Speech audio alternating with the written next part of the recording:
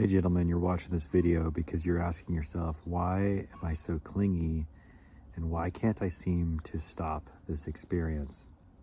So probably something's happened, at least in the recent past of your marriage, if not this entire length of your marriage, and that is you allowed a deep sense of not feeling like you are enough to leak into your marriage and to point to your wife where you thought that if you got her approval over every little thing, you would feel okay.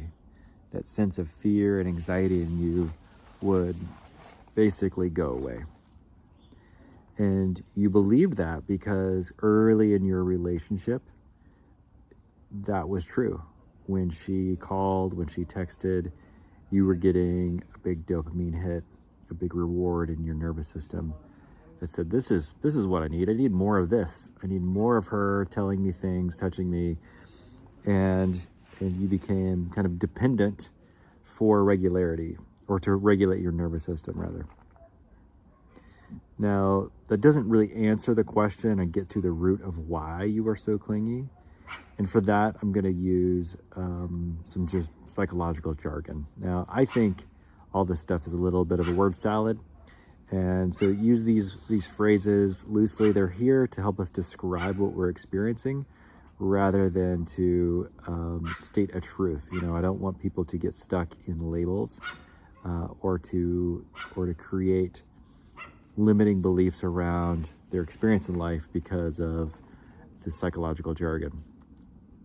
But at its core, the reason you don't feel good enough just as you are is because sometime as a child, you felt like you had to live up to a certain standard or have people in your life to tell you that you're okay. So your dad might have left home when you were a kid. Your mom might have been a single working mom and she couldn't give you the emotional attention that you needed.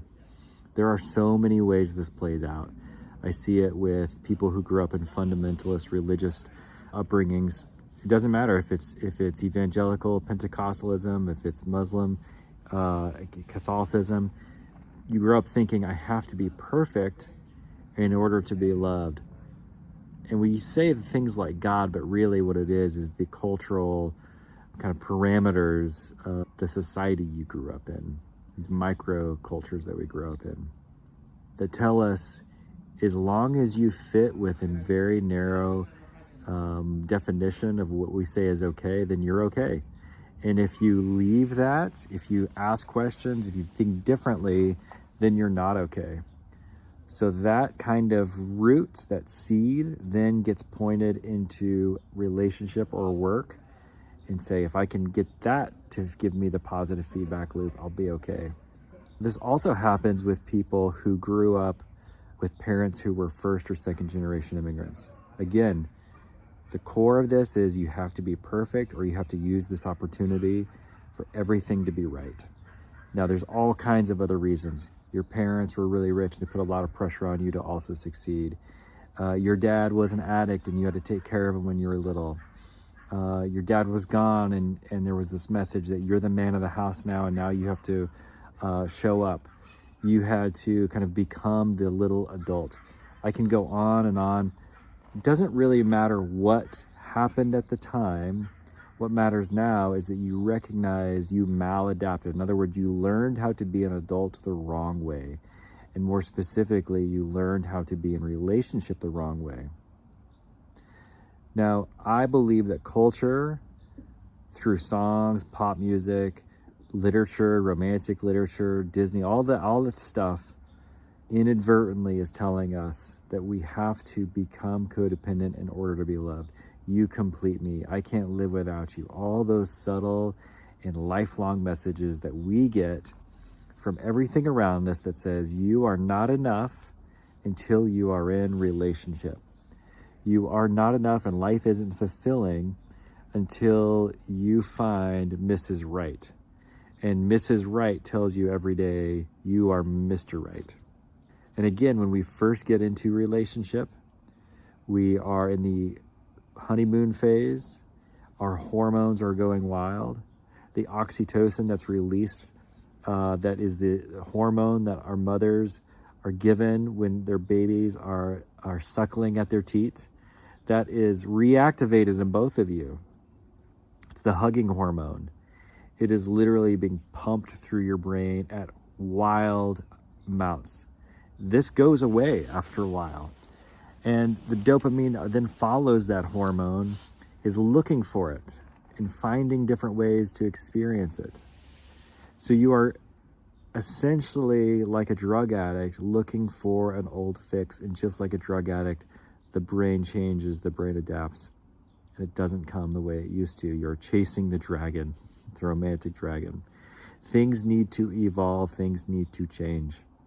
So in your clinginess, looking for approval, looking for love, looking for safety, you inadvertently turn on the maternal energy within her. She also probably experiences her own version of clinginess. And she's looking for safety and protection and someone to provide for her. Now, you can do some of those things for each other, but you can't do all of those things for each other. Nobody is meant to be everything to another person. Nobody is meant to be everything to another person. It cannot be. And there's a lot of pressure now to be best friends, to be lovers, to be married, to own a business, to own and operate a business together, to then go to church together, to then hang out with other couples together, to have hobbies together, to hang out with a family together, all those things. And it collapses what used to feel alive in a relationship. The relationship cannot continue to bear all that weight over time. So this clinginess in you is coming up because the old way that you used to get your emotional needs met, which was through her approval, doesn't exist anymore. And the more you lean into her, the more she feels like she's having to mother you. And the more that motherly energy comes up, the more she's repulsed by you, which then reactivates that anxious attachment in you, and you start the cycle over. So how do you fix this? What do you do next? Well, the clearest thing that you need to do is to stop those old actions. You need to do something differently. You have to act differently. It sounds simple. I know that it sounds simple, but you have to do something different. You have to disrupt your nervous system that was used to being in a comfortable place and say, I'm not going to let my nervous system dictate how I act anymore. I'm not going to go to my wife to meet my emotional needs anymore. I'm not saying to throw the baby out with the bathwater. Don't hear that. This isn't all or nothing, black or white. This is you saying, I'm going to be a man. I'm going to find my security in myself, in my ability, and from God, from my community of men. Men become men only among other men. And I don't need my wife to reassure me about who I am. You can still be her lover. You can still be her best friend.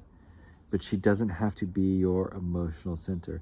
This is a subtle experience you're going to have. It's going to be you unwinding the threads that were built over your lifetime.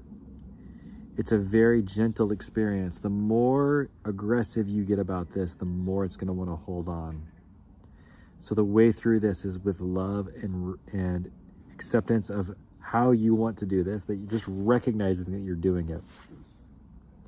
Recognizing that some part of you is so needy and that you can't expect her to fulfill that neediness, and that you have to fulfill that neediness on your own, much like an adult would with their child, like a father would with his kids. This is the most basic elements of healing the inner wounded child. The child that was maladapted to adulthood. The child that now has to relearn how to feel safe just as they are.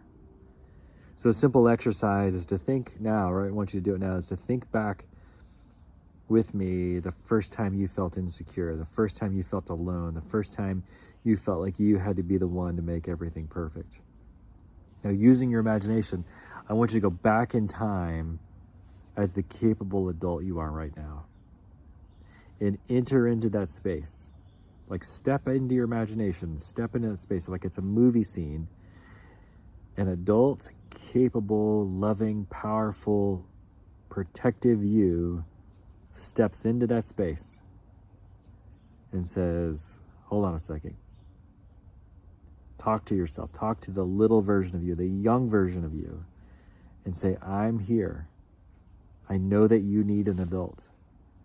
I'm going to protect you. I'm going to walk through this with you. You are not alone.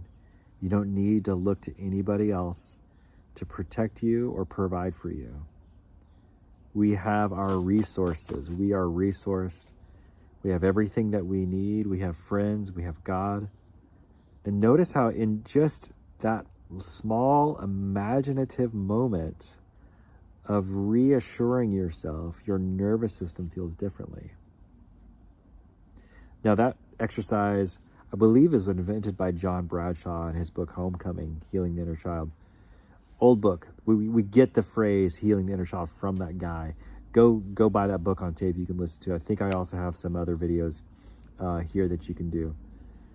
This is the kind of work that you have to do, the subtle experience of noticing when your body's out of control, when your nervous system's like, I feel immature, I feel worried. And stepping in, going, wait a second, I'm a grown-ass adult.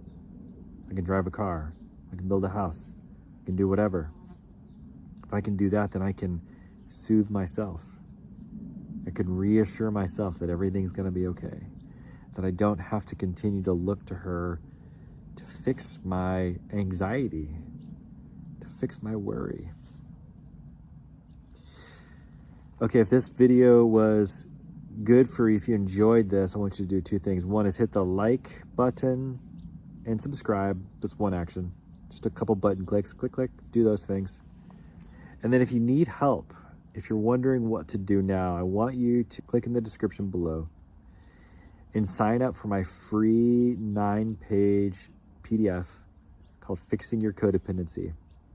And it gives you a 3-step overarching process on how to address the parts of your life and what you need to do in order to really engage in codependency. The last thing I want you to do is to say to yourself, I am dedicated, no matter what, to healing the part of me that is clingy, anxiously attached, and codependent. I'm going to open my eyes and allow God and the universe to bring me all the resources and everything I need in order to do this. I'm going to finish off with a little prayer for you. God, thank you for this dude who is watching this video. Thank you that you brought him to this video for such a time as this, and that you brought him here so that he can start his healing journey. In Jesus' name, amen. If there's anything else you need from me, go follow me on Instagram. It's the fastest way to get a hold of me. Shoot me a DM. Leave a comment if you like this. Until next time, grace and peace, everybody.